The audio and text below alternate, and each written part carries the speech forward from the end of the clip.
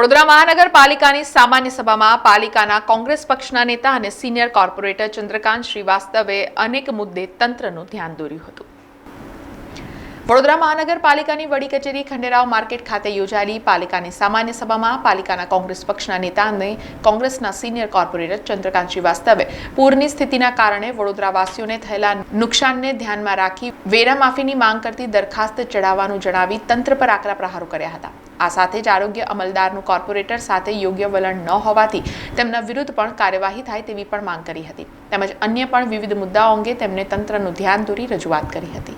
પૂર તમારા લોકોને કારણ આવ્યું. આ સત્તા પર બેઠેલા સર્જિત પૂર હતું. કારણ કે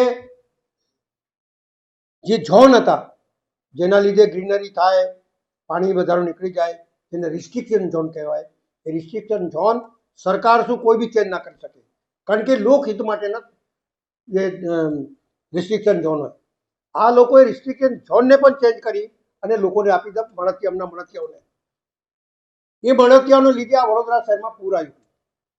એટલે અમે કીધું કે તમે લોકો સત્તા પર બેઠેલા છો, સરકારમાં અમારી હંગમ તમારે અમને રિક્વેસ્ટ છે કે સરકારમાંથી જઈને પૈસા લાવો અને આ વડોદરા શહેરના નગરજનોના પૈસા જે તમે ટેક્સ રૂપી ઉઘરાવવા નીકળ્યા છો તે માફ કરો.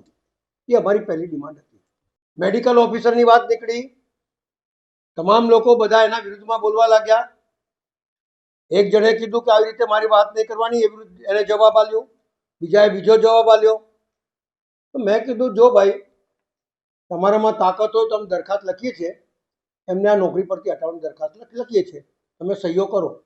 બોલવા માટે બધા હતા પણ સહી કરવા માટે એક બી નહોતું. ખાલી વાર્તાઓ. અગર જો કોઈ અધિકારી કામ ના કરતા હોય તો સમગ્ર સભા પાસે એટલો પાવર છે કે તમામ સભાસદો મળી એને નોકરીમાંથી બી કાઢી શકીએ છીએ, એને દંડ બી લઈ શકે છે, બધું કરી શકે છે. પણ ખાલી વાર્તા કરવાની, બીજું કંઈ નહીં.